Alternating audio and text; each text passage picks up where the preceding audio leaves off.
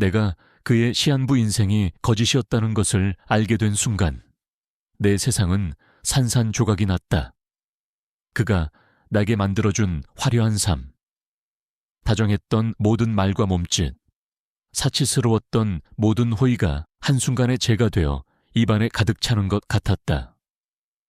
그 모든 것이 진심이라고 믿었던 내 자신이 너무나 초라하고 비참했다.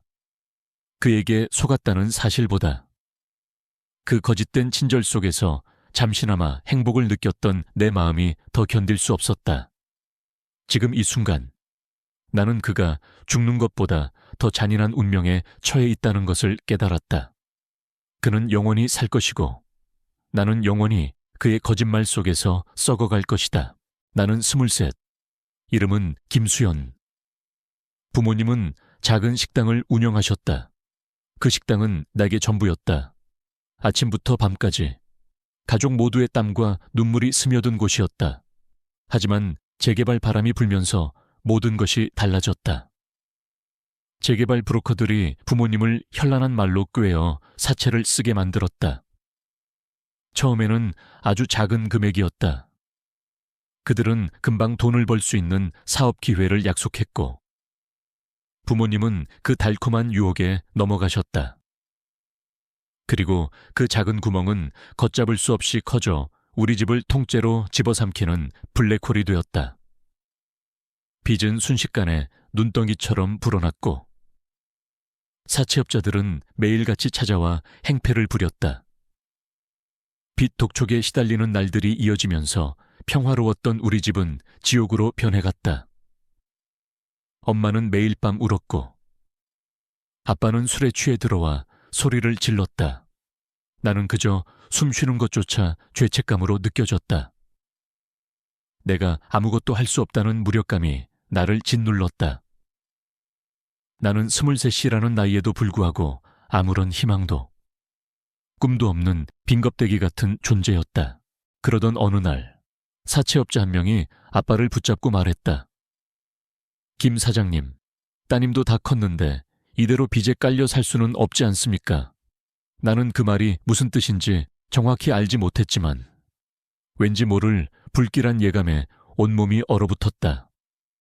그 후로 며칠 뒤 부모님은 나를 조용히 불러 앉혔다. 엄마는 내 손을 잡았지만 눈을 마주치지 못했다. 아빠는 담배 연기만 내뿜으며 한숨을 쉬었다. 수연아, 우리가 널 미안하다. 엄마의 목소리가 떨렸다. 아빠는 억지로 입을 열었다. 윤서그룹 박 회장님, 아드님이 몸이 많이 안 좋으시단다. 병원에서 시한부 판정을 받으셨는데 마지막 소원으로 결혼을 하고 싶어 하신대. 우리 빚을 전부 갚아주고 앞으로 네가 평생 걱정 없이 살 수 있게 해주시겠다고 하셨어. 나는 아무 말도 할 수 없었다. 그들의 말이 내 귀에 들어오지 않았다. 마치 꿈을 꾸는 것 같았다. 아니, 악몽이었다. 나는 그저 집안의 빚을 갚기 위해 팔려가는 상품일 뿐이었다. 눈물이 쏟아지기 시작했다. 거절하고 싶었지만 내 입은 떨어지지 않았다. 내 눈에 비친 부모님의 초라하고 절박한 모습이 나를 짓눌렀다. 내가 이 결혼을 거절하면 우리 가족은 파멸할 것이라는 무언의 압박이 나를 숨막히게 했다. 그렇게 나는 처음 보는 남자와 결혼하게 되었다. 그 남자의 이름은 김준호였다. 그는 윤서그룹의 전무이자 후계자로 30살이었다. 그리고 병원에서는 그가 6개월을 넘기기 힘들 거라고 말했다고 했다. 그는 병원 침대에 누워 있었고 창백한 얼굴에 생기가 없었다. 처음 만난 그 순간 그는 나에게 관심이 없는 듯 보였고 그저 냉정하고 차가운 시선으로 나를 스쳐 지나갔다. 나는 그에게서 어떤 인간적인 감정도 느낄 수 없었다. 그는 단지 죽음을 기다리는 존재였고 나는 그 죽음의 순간을 함께 해줄 대가로 돈을 받는 존재였다. 우리는 서로에게 아무 의미도 없는 존재였다. 결혼식은 조촐하게 치러졌다. 그는 휠체어에 앉아 있었고 나는 빚이라는 무거운 족쇄를 차고 그의 옆에 서 있었다. 사람들은 웅성거렸다. 젊은 여자가 돈 때문에 저러는군. 얼마나 받았을까? 그들의 수군거림이 비수처럼 내 심장을 찔렀다. 나는 그날 내 이름도 내 감정도 모두 버리고 김준호의 아내가 되었다. 그리고 그 지옥 같은 결혼 생활이 시작되었다. 결혼식은 마치 장례식처럼 조용하고 무거운 분위기 속에서 치러졌다. 순백의 드레스는 내게 죄수복처럼 느껴졌다. 나는 휠체어에 앉은 김준호 씨 옆에 서 있었다. 그의 얼굴은 병색이 완연했고 마스크로 입을 가리고 있었다. 그의 눈빛은 텅 비어 있었고 그 어떤 감정도 읽을 수 없었다. 그와 나는 손을 맞잡지 않았고 시선도 마주치지 않았다. 모든 것이 철저한 비즈니스 계약이었다. 나는 그저 껍데기만 있는 아내였고 그는 죽음을 기다리는 남편이었다. 결혼식이 끝나고 우리는 그의 저택으로 향했다. 거대한 대문이 열리자 마치 다른 세상으로 들어서는 듯한 기분이 들었다. 저택 안은 호화롭고 웅장했지만 동시에 묘한 정적이 흘렀다. 벽에 걸린 값비싼 그림들, 반짝이는 샹들리에, 화려한 가구들이 모두 차갑게 느껴졌다. 나는 이 모든 것이 나를 위한 것이 아니라는 것을 본능적으로 알았다. 이 집은 그의 마지막을 위한 준비였고 나는 그저 그 준비 과정의 일부였다. 저택에는 몇 명의 하인들이 있었고 그들은 나를 마치 유령처럼 대했다. 그들의 눈에는 존경 대신 경멸과 동정이 섞여 있었다. 그들은 내가 돈 때문에 아픈 사람에게 시집온 속물이라고 생각하는 것이 분명했다. 나는 그들의 시선을 피하며 내 방으로 들어섰다.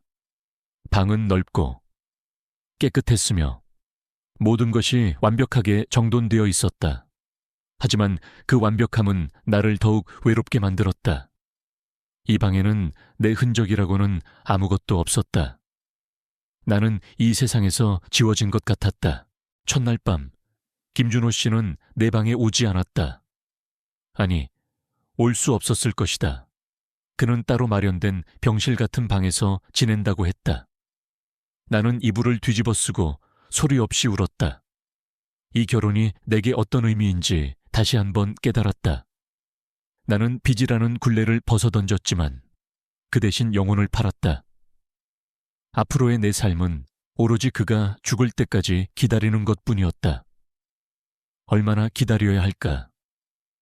6개월 1년 나는 그에게서 돈을 받는 대신 내 젊음과 미래 그리고 희망을 지불했다. 며칠 동안 우리는 거의 마주치지 않았다. 그는 거의 병실에서 나오지 않았고 나는 방에만 틀어박혀 있었다. 식사도 따로 했다. 넓은 식탁에 나 혼자 앉아 밥을 먹는 시간은 너무나 길고 외로웠다. 나는 그에게서 어떤 것도 기대하지 않았다. 그저 이 시간이 빨리 지나가기를 바랄 뿐이었다. 그러던 어느 날 나는 우연히 그를 복도에서 마주쳤다. 그는 휠체어에 앉아 창밖을 바라보고 있었다. 그의 옆에는 간호사 한 명이 서 있었다. 그는 내가 다가오는 것을 눈치챘지만 아무 말도 하지 않았다. 나는 그의 창백한 옆모습을 물끄러미 바라보았다. 그는 깊은 생각에 잠겨 있는 듯했다. 그의 얼굴은 여전히 생기가 없었지만 그 순간만큼은 외롭고 쓸쓸해 보였다. 나는 그에게서 묘한 동질감을 느꼈다. 우리 둘 다 이 세상에서 고립된 존재였다. 나는 내 의지와 상관없이 이 집에 갇혔고 그는 병이라는 감옥에 갇혀 있었다. 나는 쭈뼛거리며 말했다. 식사는 하셨어요. 그는 고개를 돌려 나를 쳐다보았다. 그의 눈은 여전히 차가웠지만 아주 미세한 떨림이 느껴졌다. 필요 없어요. 먼저 가서 드세요. 그의 목소리는 낮고 건조했다.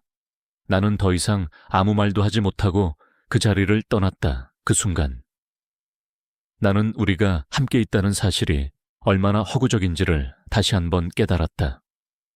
우리는 한 지붕 아래 살고 있었지만 서로 다른 행성에 살고 있는 것과 같았다. 그날 밤 나는 잠을 이루지 못했다. 내가 이 결혼을 선택한 것이 옳았을까 하니 나는 선택할 수 없었다. 나는 그저 가족을 위해 희생해야 했다. 하지만 그 희생이 나를 더욱 불행하게 만들고 있는 것은 아닐까? 나는 내가 누구인지, 무엇을 원하는지조차 잊어버린 것 같았다. 나는 그저 이름뿐인 아내이자 빚을 갚기 위해 팔려온 여자였다. 이 결혼은 나를 구원한 것이 아니라 나의 영혼을 서서히 갉아먹는 독약이었다. 결혼 후 며칠이 지나자 나는 이 거대한 저택에서의 삶에 점차 익숙해져 갔다. 익숙해졌다는 표현이 맞을지는 모르겠다. 그저 무감각해졌다고 하는 것이 더 정확할 것이다. 아침에 일어나면 하인이 준비해준 옷을 입고 넓은 식탁에 홀로 앉아 식사를 했다. 낮에는 정원을 산책하거나 도서관에서 시간을 보냈다. 모든 것이 풍요롭고 완벽했지만 그 속에서 나는 그림자처럼 존재했다. 나의 존재는 그 누구에게도 의미가 없는 듯 했다. 그러던 어느 날 식사를 마치고 방으로 돌아가려는데 김준호 씨의 병실에서 그의 주치의인 듯한 남자가 나오는 것을 보았다. 그는 나를 보더니 고개를 숙여 인사했다. 사모님, 김 전무님께서 식사를 잘 못하십니다. 혹시 전무님께서 좋아하시는 음식이 있는지 여쭤봐도 될까요? 나는 당황했다. 그에 대해 아는 것이 아무것도 없었기 때문이다. 나는 고개를 저으며 죄송합니다. 저는 잘 모릅니다. 라고 대답했다. 의사는 실망한 표정으로 돌아섰다. 그 모습을 보며 나는 다시 한번 우리가 얼마나 남남인지 깨달았다. 그날 저녁 나는 용기를 내어 그의 병실 문을 두드렸다. 안에서는 낮은 목소리가 들렸다. 들어와. 나는 조심스럽게 문을 열고 들어갔다. 병실은 밖에서 보던 것보다 훨씬 더 넓고 첨단 의료기기들로 가득 차 있었다. 그는 침대에 반쯤 기대어 앉아 책을 읽고 있었다. 그의 옆 테이블에는 약병들이 어지럽게 놓여 있었다. 무슨 일이죠? 그의 목소리는 여전히 차가웠다. 그게 혹시 드시고 싶은 음식이 있으신가 해서요. 나는 말을 더듬었다. 그는 아무 말 없이 나를 빤히 쳐다보았다. 그의 눈에는 의심과 경계심이 서려 있었다. 갑자기 왜 그러는 겁니까? 계약 조건에 이런 건 없었을 텐데. 그의 말은 비수처럼 날아와 내 가슴에 박혔다. 나는 고개를 숙였다. 죄송해요. 그냥 저 때문에 당신이 불편해하실까봐. 그는 짧게 웃었다. 나와 당신은 서로에게 아무것도 기대하지 않는 게 편할 겁니다. 나는 더 이상 그곳에 있을 용기가 없었다. 나는 서둘러 병실을 나왔다. 나는 그에게 상처를 주고 싶었던 것이 아니었다. 그저 아주 작은 인간적인 교류를 바랐을 뿐이었다. 하지만 그는 나를 철저히 밀어냈다. 다시 혼자가 된 나는 깊은 좌절감에 빠졌다. 하지만 다음 날 놀라운 일이 벌어졌다. 내가 아침 식사를 하러 내려왔을 때 그는 식탁에 앉아 있었다. 며칠 만에 처음으로 함께하는 식사였다. 나는 조용히 그와 마주 앉았다. 그는 아무 말도 하지 않았지만 식사를 하는 내내 나를 힐끗힐끗 쳐다보는 것이 느껴졌다. 어색한 침묵이 이어졌다. 식사가 끝난 후 그는 나를 보며 말했다. 오늘 저녁에 외출할 겁니다. 준비하세요. 그의 말에 나는 놀라 눈이 커졌다. 그는 휠체어를 타고 외출할 수 있는 상태가 아니지 않나. 나는 의아해하며 그를 바라보았다. 그는 내가 생각하고 있는 것을 아는지 차가운 눈빛으로 말했다. 걱정하지 마세요. 당신이 생각하는 것보다 훨씬 건강하니까. 나는 그의 말에 어리둥절했지만 군말 없이 방으로 돌아와 준비했다. 그날 저녁 그는 병색이 가득했던 모습과는 달리 말끔한 정장 차림으로 나타났다. 그는 휠체어 대신 지팡이를 짚고 있었고 얼굴에는 아주 옅은 미소가 어려 있었다. 그는 나를 데리고 최고급 레스토랑으로 향했다. 레스토랑 안에서 사람들의 시선이 우리에게 집중되었다. 젊은 아내가 잘 보살펴서 그런가? 많이 좋아졌네. 사람들의 수군거림이 들렸다. 그는 아무렇지 않게 말했다. 신경 쓰지 말아요. 당신과 함께라면 어디든 갈 수 있습니다. 나는 그의 말에 가슴이 뭉클해졌다. 그는 나를 위해, 그리고 이 관계를 위해 노력하고 있었다. 나는 그가 단지 돈 때문에 나를 데려온 것이 아닐지도 모른다는 희망을 품기 시작했다. 그는 내게 명품 가방을 사주고 보석을 선물했다. 내가 좋아하는 것을 묻고 내 취향에 맞게 모든 것을 맞춰주었다. 나는 난생 처음 받아보는 관심과 친절에 어쩔 줄 몰라 했다. 그는 나를 세상에서 가장 귀한 사람처럼 대했다. 나는 이 모든 것이 그의 시한부 인생의 마지막을 장식하기 위한 것이라는 사실을 알았지만 그럼에도 불구하고 그에게 마음이 열리기 시작했다. 나는 그의 곁에서 그의 마지막을 지켜주고 싶었다. 그리고 그가 내게 보여주는 다정함에 보답하고 싶었다. 그의 다정함은 내 예상과 완전히 달랐다. 처음에는 모든 것이 계약의 일부라고 생각했다. 그저 나를 데리고 다니며 사람들에게 자신의 마지막을 함께할 아내가 있다는 것을 보여주려는 쇼라고 여겼다. 하지만 그의 행동은 단순한 쇼를 넘어섰다. 그는 나의 작은 말 하나에도 귀 기울였고 내가 무심코 내뱉은 취향을 기억했다가 깜짝 선물을 해주곤 했다. 어느 날 오후 나는 저택의 도서관에서 책을 읽고 있었다. 나는 원래 책 읽는 것을 좋아했지만 빚더미에 앉아있던 시절에는 이런 사치를 누릴 엄두도 내지 못했다. 그때 그가 조용히 들어와 내 옆에 앉았다. 그는 휠체어에 앉아 있었고 그의 옆에는 그의 비서로 보이는 남자가 서 있었다. 그는 내가 읽고 있는 책의 제목을 보더니 낮은 목소리로 말했다. 그 책 좋아해요. 저도 예전에 읽었던 책인데. 나는 놀라 고개를 들었다. 그는 내게 말을 걸었고 심지어 내 취미에 관심을 보였다. 네, 재밌어요. 나는 어색하게 대답했다. 다음에 시간 되면 다른 책도 추천해 줄게요. 그의 얼굴에 옅은 미소가 번졌다. 그 미소는 그가 늘 지니고 있던 차가운 표정과는 사뭇 달랐다. 나는 그 미소에서 묘한 따뜻함을 느꼈다. 그 순간. 나는 그가 단순히 죽음을 기다리는 사람이 아니라 감정을 가진 한 사람이라는 것을 깨달았다. 그 후로 그는 종종 내게 책을 추천해 주거나 내가 좋아하는 음악을 틀어주었다. 그는 내가 편안하게 느낄 수 있도록 배려했다. 한 번은 내가 감기에 걸려 며칠 동안 시름시름 앓은 적이 있었다. 그는 밤늦게까지 내 방을 찾아와 열을 재고 약을 챙겨주었다. 당신이 아프면 나도 불편하니까. 그는 그렇게 말했지만 그의 눈빛에는 걱정이 가득했다. 그의 손길은 따뜻했고 나는 난생 처음 누군가에게 이렇게 극진한 보살핌을 받는다는 것에 가슴이 뭉클해졌다. 그의 다정함이 계속되자 나는 혼란스러웠다. 나는 그를 사랑해서 결혼한 것이 아니었다.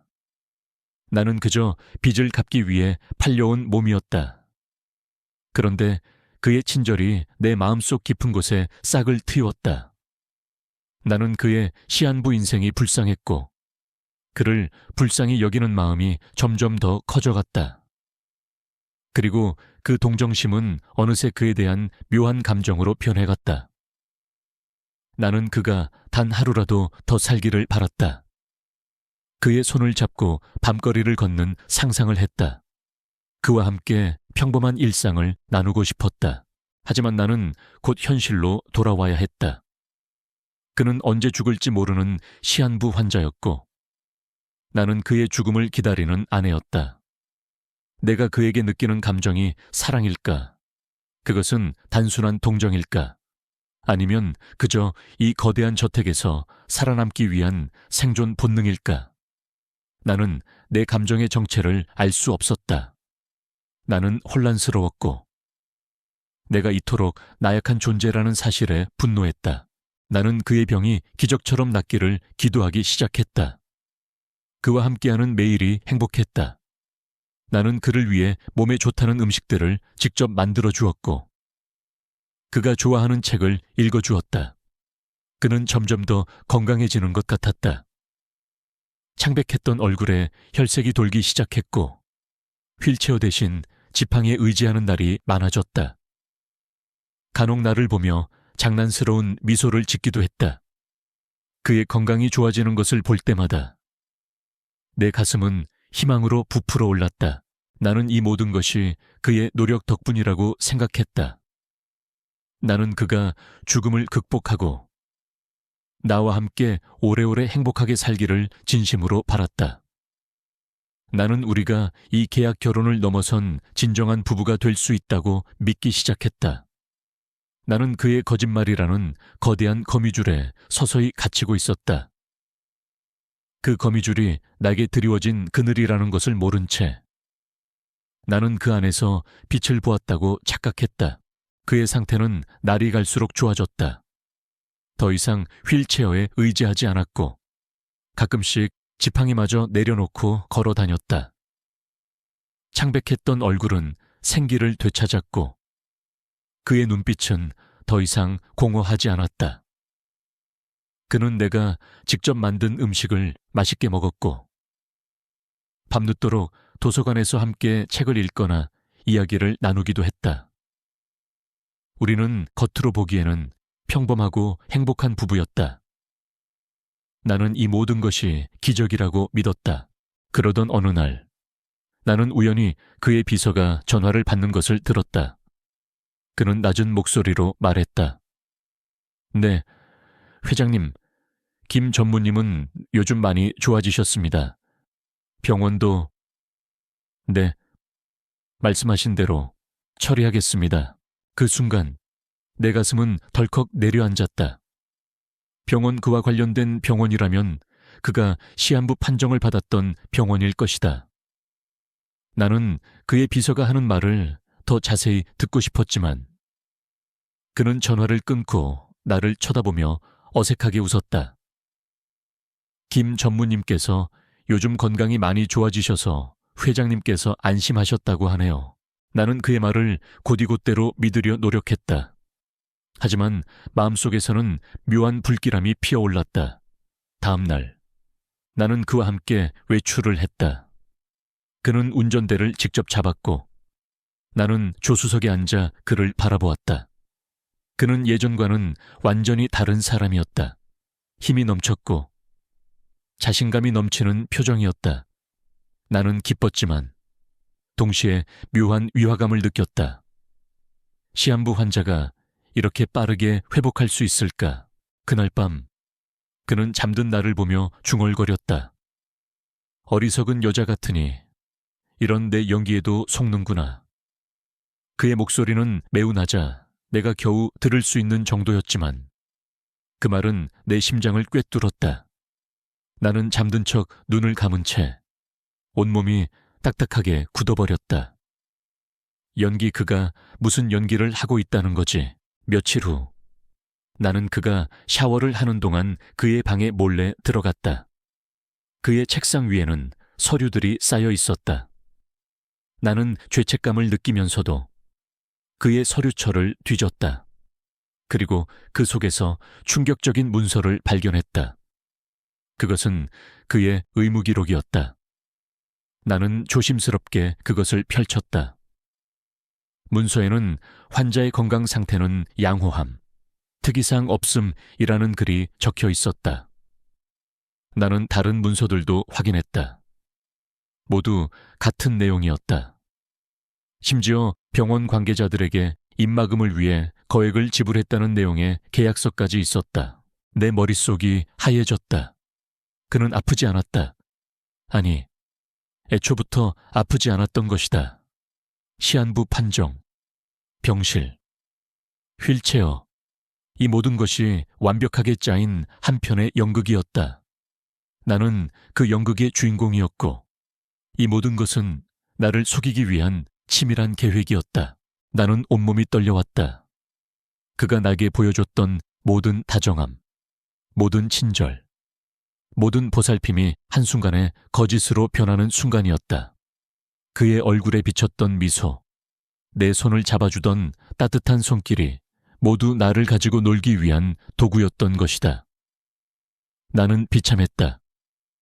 내가 그에게 느꼈던 모든 감정이, 그에 대한 동정심과 사랑이 얼마나 어리석고 덧없는 것인지 깨달았다. 그는 아프지 않았고 나는 그에게 속았다. 그 순간 나는 모든 것을 잃었다. 빚이라는 굴레에서 벗어났다고 생각했지만 그 대신 나는 나의 영혼을 빼앗겼다. 나는 그의 거짓된 사랑 속에 갇혀버렸고 이제 그 거짓말 속에서 영혼이 허우적거릴 것만 같았다. 그의 방을 나오면서 나는 발소리를 죽였다. 발 아래 카펫이 푹신했지만 내 발걸음은 납처럼 무거웠다. 내 손에 들린 서류들은 거짓말처럼 가벼웠지만 그 안에 담긴 진실은 내 심장을 짓누르고 있었다. 그가 아프지 않다는 사실보다 그가 나를 가지고 놀았다는 사실이 더 큰 충격이었다. 그는 나를 안쓰럽게 여기는 척했고 내게 동정심을 유발했으며 그것을 통해 나를 조종했다. 나는 그가 던져주는 가짜 행복을 물고 기뻐했던 어리석은 여자였다. 그날 이후 나는 그를 다른 눈으로 보기 시작했다. 그의 모든 행동이 의심스러웠다. 그가 내게 건네는 따뜻한 미소는 나를 향한 조롱처럼 느껴졌다. 그가 사준 값비싼 선물들은 나를 묶어두는 쇠사슬처럼 보였다.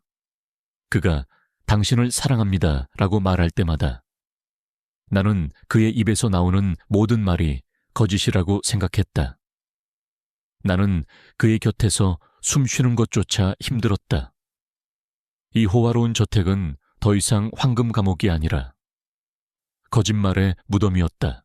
하지만 나는 내색하지 않았다. 내가 그의 거짓말을 알았다는 것을 그가 눈치채지 못하게 해야 했다. 나는 다시 예전의 순종적인 아내로 돌아갔다. 그가 좋아하는 음식을 만들었고 그가 읽으려는 책을 대신 찾아주었다. 그의 옆에 앉아 그가 하는 이야기를 들었다. 내 얼굴에는 억지 미소가 걸려 있었고 내 마음속에는 분노와 배신감이 들끓었다. 나는 그를 미워했고 그가 이 모든 일을 벌인 이유를 알고 싶었다. 그의 병든 심리를 이해하고 싶었다. 그러던 어느 날 나는 그의 비서와 마주쳤다. 그는 나를 보며 사모님, 김 전무님께서 요즘 정말 좋아지셨어요. 회장님께서도 안심하셨죠? 라고 말했다. 나는 그의 말을 들으며 내 안의 분노가 차오르는 것을 느꼈다. 나는 애써 침착한 척하며 물었다. 비서님, 김 전무님이 처음부터 건강하셨다는 것을 알고 계셨나요? 비서의 얼굴이 순간 굳어졌다. 그는 당황한 기색을 감추지 못하고 무슨 말씀이신지 라고 얼버무렸다. 나는 그의 눈을 똑바로 쳐다보며 말했다. 더 이상 거짓말할 필요 없어요. 저 다 알아요. 그가 애초부터 아프지 않았다는 것. 그리고 이 모든 게 연기였다는 것. 비서는 한숨을 쉬며 고개를 숙였다. 사모님, 죄송합니다. 저도 회장님의 지시를 따랐을 뿐입니다. 회장님께서는 전무님께서 시집을 오지 않으려는 당신을 설득하기 위해 이 방법을 선택하셨다고 했습니다. 나는 충격을 받았다. 그의 부모님, 즉 시아버지까지 이 거대한 거짓말에 가담했다는 사실이 나를 더욱 절망스럽게 만들었다. 내 부모님을 빚으로 협박해 나를 팔아넘긴 것도 모자라 그들은 나를 속이기 위해 이토록 치밀한 계획을 세웠다.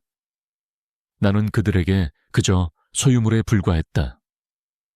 나는 더 이상 이 모든 것을 견딜 수 없었다. 그날 밤 나는 그의 병실로 들어갔다. 그는 책을 읽고 있었고 나를 보며 미소를 지었다. 여보, 늦었네요. 오늘 하루는 어땠어요? 그의 다정한 목소리가 역겹게 느껴졌다. 나는 아무 말 없이 그의 침대 옆에 놓인 서류들을 집어들었다. 그는 내가 서류를 보고 있다는 것을 알아채고 얼굴에서 미소가 사라졌다. 그는 당황한 표정으로 나를 바라보았다. 이게 당신이 찾던 거죠? 나는 떨리는 손으로 서류를 내밀었다. 이게 무슨 뜻이죠? 처음부터 아프지 않았다는 게 사실인가요?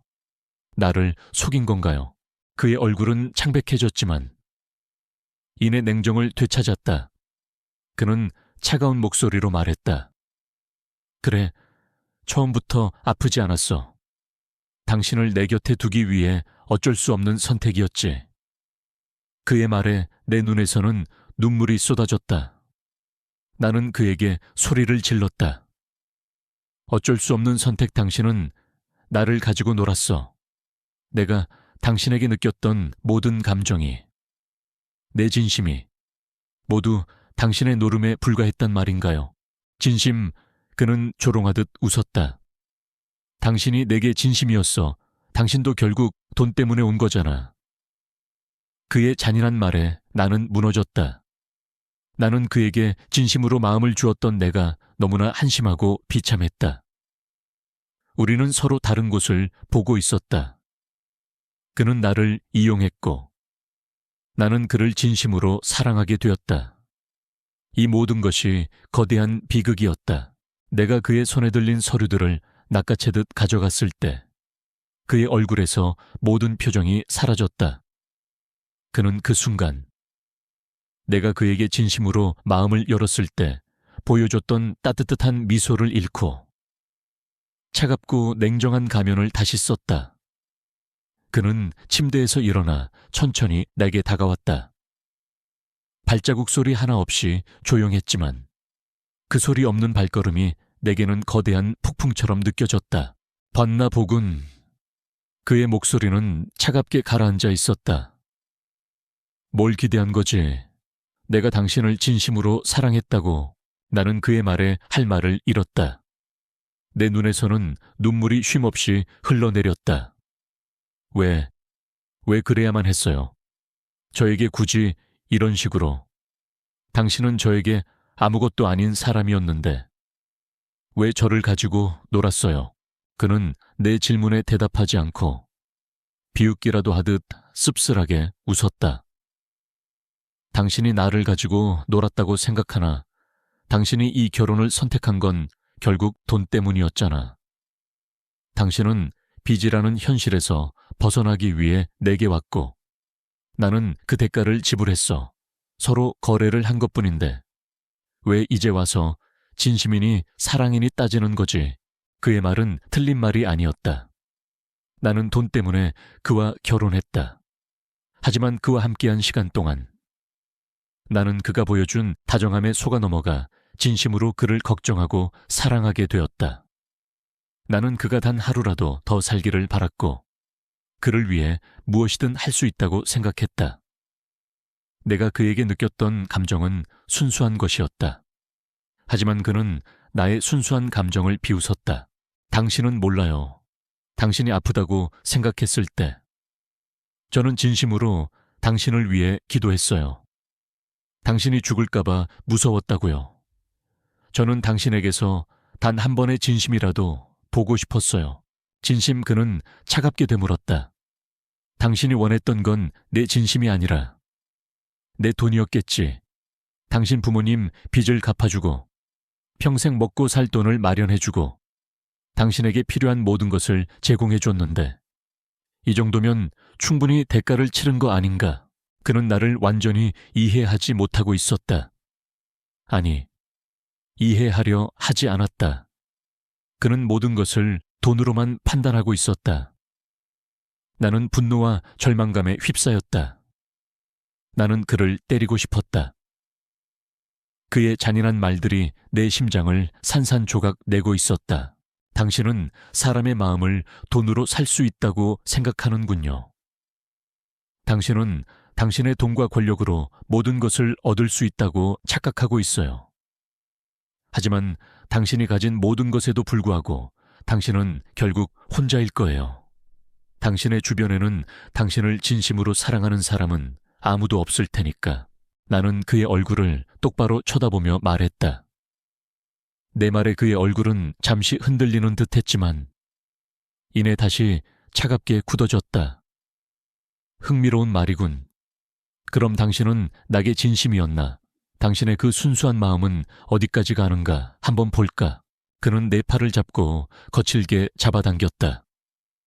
나는 그의 힘에 속수무책으로 끌려갔다. 그는 나를 침대에 던져놓고는 차가운 눈빛으로 나를 내려다보았다. 이제 이 지겨운 게임은 끝났어. 당신은 내가 원하는 것을 모두 얻었고 나는 당신에게 원하는 것을 얻었다. 이제 당신은 내 곁에서 영원히 나의 노예로 살아야 할 거야. 나는 그의 눈에서 내가 알지 못했던 광기와 소유욕을 보았다. 그는 나를 사랑한 것이 아니었다. 그는 단지 나를 소유하고 싶었던 것이다. 나는 두려웠다. 내가 아는 그는 이미 죽었다. 지금 내 눈앞에 있는 이 남자는 내가 알지 못하는 잔인하고 차가운 이방인이었다. 나는 그의 소나귀에서 벗어나기 위해 발버둥 쳤지만 나의 작은 몸부림은 그에게 아무런 힘도 되지 못했다. 나는 그의 거짓말이라는 거대한 거미줄에 완전히 갇혀버렸다. 그의 소나귀에서 벗어나기 위해 발버둥 쳤지만 그는 나를 놓아주지 않았다. 나는 눈물과 콧물을 쏟으며 소리쳤다. 놓아줘요. 당신은 미쳤어요. 당신이 이런 사람이었다는 게 믿어지지 않아. 그는 내 말을 듣고도 미동조차 하지 않았다. 그의 눈은 차갑게 빛났고 그의 얼굴에는 묘한 희열이 서려 있었다. 미쳤다고 하니 나는 지금껏 살면서 한 번도 이렇게 제정신이었던 적이 없어. 당신을 내 곁에 두기 위해 이런 연극까지 벌였다는 게 내게는 가장 이성적인 행동이었지.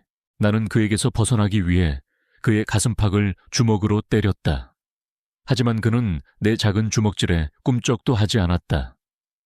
당신이 나를 가지고 놀았어. 당신이 아프다고 믿고 진심으로 당신을 걱정했던 나를. 당신은 가지고 놀았다고. 그렇지. 그는 차가운 목소리로 말했다. 나는 당신을 가지고 놀았어. 하지만 당신도 나를 가지고 놀았잖아. 당신의 그 순수한 얼굴 뒤에 감춰진 탐욕을 나는 다 알고 있었다고. 돈 때문에 나에게 온 주제에 이제 와서 진심을 운운하는 게 우습지 않나. 나는 그의 말에 할 말을 잃었다. 그의 말은 나를 완전히 무너뜨렸다. 나는 그에게 진심으로 마음을 주었던 내가 너무나 한심하고 비참했다. 나는 그에게 상처를 입은 것이 아니라 내 자신에게 상처를 입은 것이었다. 나는 그의 거짓된 친절에 속아 넘어가 내가 진정으로 원했던 것이 무엇인지조차 잊어버린 것이었다. 그날 밤 나는 그의 옆에서 잠을 이룰 수 없었다. 나는 그가 침대에 눕자마자 그에게 등을 돌리고 침대 모서리로 몸을 웅크렸다. 나는 그에게서 멀어지고 싶었다. 하지만 그가 내 어깨에 팔을 올리자 나는 온몸이 굳어버렸다. 나는 당신이 생각하는 것처럼 나쁜 사람이 아니야. 나는 단지 당신을 내 곁에 두고 싶었을 뿐이야. 그의 목소리는 낮고 부드러웠다. 하지만 나는 그의 말에 속지 않았다. 그의 말은 나를 가지고 놀기 위한 또 다른 거짓말일 뿐이었다. 다음 날 아침, 나는 그의 눈을 똑바로 쳐다보며 말했다. 당신에게서 벗어나고 싶어요. 당신의 돈도, 당신의 이름도 필요 없어요. 저를 놓아주세요. 그의 얼굴은 차갑게 굳어졌다. 놓아달라고 당신이 내게서 벗어날 수 있을 거라고 생각하나? 당신은 이제 내 아내야. 당신의 부모님은 내 돈으로 빚을 갚았고 당신은 내 소유물이야. 당신은 나 없이는 아무것도 할 수 없어. 나는 그의 말에 절망했다. 그는 나를 놔주지 않을 것이었다. 나는 그의 황금 감옥에 갇힌 채 영원히 그의 소나귀에서 벗어날 수 없을 것이었다. 나는 그에게서 도망치고 싶었다. 하지만 나는 어디로 가야 할까? 나는 부모님에게 돌아갈 수 없었다. 나는 그들에게 짐이 되고 싶지 않았다. 나는 이 세상에 혼자 남겨진 것 같았다. 그날 이후 나는 그에게 아무런 감정도 느끼지 않으려 노력했다. 그의 다정함에도, 그의 차가움에도 나는 반응하지 않았다. 나는 그저 살아있는 인형처럼 그의 옆에 앉아 있었고, 그가 원하는 대로 행동했다. 나는 내 감정을 숨겼고, 내 생각을 감췄다. 나는 그의 거짓된 세상 속에서 완전히 나 자신을 잃어버렸다. 나는 더 이상 내가 누구인지 알지 못했다. 나는 그저 김준호의 아내, 빚을 갚기 위해 팔려온 여자, 그리고 그의 소유물일 뿐이었다. 그의 소나귀에서 벗어날 수 없다는 것을 깨달은 후 나는 삶의 의지를 잃어갔다. 나는 그의 옆에서 살아있는 인형처럼 행동했다. 그는 내가 원하는 대로 말했고 내가 원하는 대로 행동했다. 내가 좋아했던 모든 것은 이제 아무 의미가 없었다. 나는 내 감정을 숨겼고 내 생각을 감췄다. 나는 그의 거짓된 세상 속에서 완전히 나 자신을 잃어버렸다. 그러던 어느 날 나는 우연히 그와 그의 비서가 나누는 대화를 들었다. 전무님, 사모님께서 요즘 너무 조용하십니다. 혹시라도 괜찮아. 그녀는 이미 길들여졌어. 이제 더 이상 내게서 벗어나려고 하지 않을 거야. 그의 목소리에는 자신감과 만족감이 가득했다. 나는 그의 말에 온몸이 떨려왔다. 그는 나를 길들이고 있었다. 나는 그에게서 벗어나기 위해 노력했지만 결국 그의 소나귀에서 벗어날 수 없다는 것을 깨달은 후 나는 삶의 의지를 잃어갔다. 나는 그의 옆에서 살아있는 인형처럼 행동했다. 그는 내가 원하는 대로 말했고 내가 원하는 대로 행동했다. 내가 좋아했던 모든 것은 이제 아무 의미가 없었다. 나는 내 감정을 숨겼고 내 생각을 감췄다. 나는 그의 거짓된 세상 속에서 완전히 나 자신을 잃어버렸다. 그러던 어느 날 나는 우연히 그와 그의 비서가 나누는 대화를 들었다. 전무님, 사모님께서 요즘 너무 조용하십니다. 혹시라도 괜찮아. 그녀는 이미 길들여졌어. 이제 더 이상 내게서 벗어나려고 하지 않을 거야. 그의 목소리에는 자신감과 만족감이 가득했다. 나는 그의 말에 온몸이 떨려왔다. 그는 나를 길들이고 있었다. 내가 그에게 보였던 모든 순종적인 태도는 그의 오만함을 키우는 먹이였다. 나는 그를 미워했고 그에게 복수하고 싶었다. 하지만 나는 아무것도 할 수 없었다. 나는 그에게서 벗어날 수도 그에게 복수할 수도 없는 무력한 존재였다. 며칠 후 나는 그의 서재에서 몰래 그의 서류들을 뒤졌다. 그리고 그 속에서 충격적인 사실을 발견했다.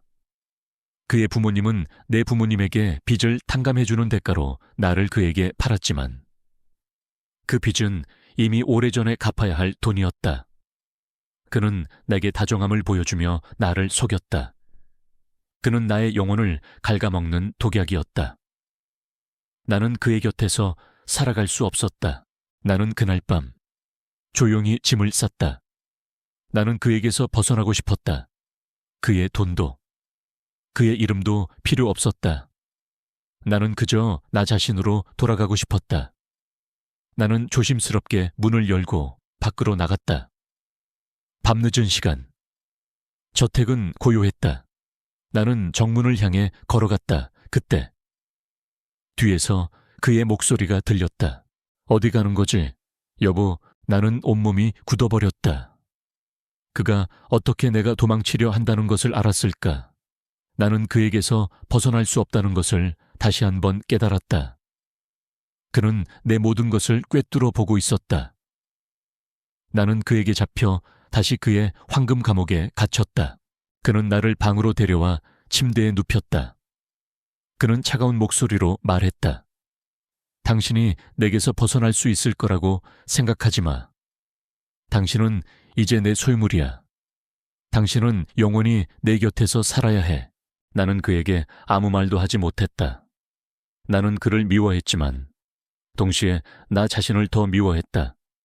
내가 처음부터 그의 거짓말에 넘어가지 않았더라면, 내가 그에게 진심으로 마음을 주지 않았더라면 나는 지금처럼 비참하지 않았을 텐데. 나는 모든 것이 내 잘못이라고 생각했다. 나는 그의 곁에서 살아있는 시체가 되었다. 나는 그의 곁에서 살아있는 시체가 되었다. 눈을 뜨고 숨을 쉬고 밥을 먹었지만 나의 영혼은 이미 오래전에 죽었다. 나는 더 이상 아무것도 느끼지 못했다. 그의 다정함에도, 그의 차가움에도 나는 반응하지 않았다. 나는 그저 살아있는 인형처럼 그의 옆에 앉아 있었고, 그가 원하는 대로 행동했다. 나는 내 감정을 숨겼고, 내 생각을 감췄다. 나는 그의 거짓된 세상 속에서 완전히 나 자신을 잃어버렸다. 세월이 흘렀다. 그와 나는 겉으로 보기에는 완벽한 부부였다. 그는 사업적으로 성공했고, 사람들은 그가 아내를 얼마나 사랑하는지 부러워했다. 그는 모든 사람 앞에서 내게 다정했고, 내게 값비싼 선물을 안겨주었다. 하지만 그 선물들은 내게 아무런 의미도 없었다. 나는 그저 그의 소유물일 뿐이었다. 그는 나를 소유함으로써 그의 오만함과 권력을 증명하려 했다. 나는 어느새 30이 되었고 그는 35이 되었다. 우리는 아이를 낳지 않았다. 그는 아이를 원하지 않았다. 그는 내가 오직 자신의 소유이기를 원했다. 나는 그의 욕심에 갇힌 채 젊음과 희망을 모두 잃어갔다. 나는 그의 옆에서 웃었지만 내 눈은 공허했고 내 마음은 텅 비어 있었다. 어느 날 밤 나는 그의 옆에서 잠을 이루지 못하고 창밖을 바라보았다. 밤하늘에는 별 하나 보이지 않았고 나는 칠흑 같은 어둠 속에 갇힌 것 같았다. 그때 그가 나게 다가와 나를 안았다. 나는 그의 품에 안겨 아무 말도 하지 않았다. 그의 품은 따뜻했지만 나는 그의 천을 느낄 수 없었다. 나는 그에게서 벗어나고 싶었지만 이제는 그럴 힘도 남아있지 않았다. 여보, 왜 그렇게 슬픈 표정을 짓고 있어요? 그의 목소리는 부드러웠다. 나는 대답하지 않았다. 내가 슬퍼하는 이유를 그는 결코 이해하지 못할 것이다. 그는 나의 아픔을 보지 못했고 나의 절망을 느끼지 못했다. 그는 오직 자신이 만들어낸 거짓된 세상 속에서 살고 있었다. 그는 내 손을 잡고 말했다. 당신이 나에게 와줘서 정말 행복해. 당신 덕분에 나는 이 모든 것을 가질 수 있었어. 당신은 나의 유일한 소유물이야. 나는 그의 말에 눈물이 쏟아졌다. 그의 말은 나를 행복하게 하는 것이 아니라 나를 더욱 비참하게 만들었다. 나는 그에게 소유당한 존재였다. 나의 삶은 그의 손에 의해 조종되었고 나는 나의 의지로 살아갈 수 없었다. 나는 그의 거짓된 사랑 속에 갇혀 영원히 허우적거릴 운명이었다. 그날 이후 나는 더 이상 아무것도 기대하지 않았다. 나는 그가 주는 모든 것을 거부하지 않았고 그가 시키는 모든 것을 순종적으로 따랐다. 나는 그의 완벽한 인형이 되었다. 나는 이제 그의 소유물이라는 사실을 받아들였다. 나는 더 이상 고통받지 않았다. 감정을 잃었으니까. 하지만 가끔 나는 거울 속의 나를 보며 생각했다. 저 사람은 누구지? 나는 어디로 사라진 걸까? 나는 그에게서 벗어나지 못하고 그의 곁에서 살아있는 시체가 되었다. 이 비극적인 결말은 내게 깊은 상처를 남겼고 나는 영원히 그의 거짓말 속에서 살아갈 것이다.